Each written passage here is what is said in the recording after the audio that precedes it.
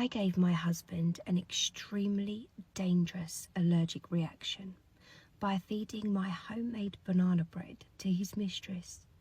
And you know what? I'm not even sorry. 2 weeks ago, I came home from work early. Now, I didn't bother to let my husband know because, to be honest, I didn't expect him home. I turned up home to find my husband and our friend in the kitchen, just laughing.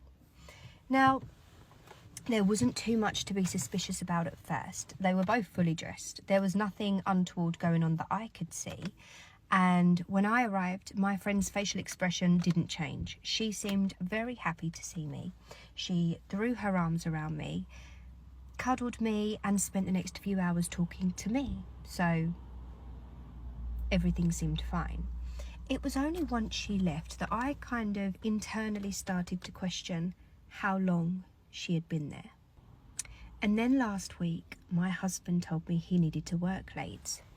This is not a regular occurrence. My husband never works late and doesn't really have the kind of job where you would need to work late. So it made no sense.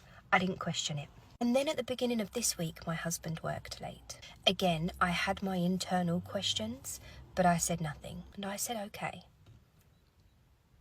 And I don't know what came over me, but I had a plan. I had a terrible plan.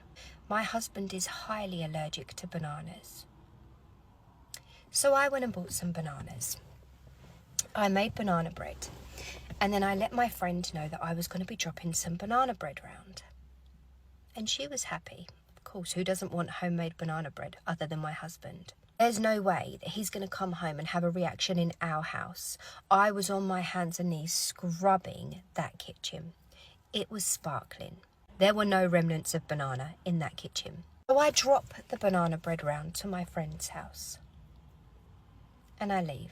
I get a call about 4 hours later. My husband had an extremely dangerous allergic reaction to bananas.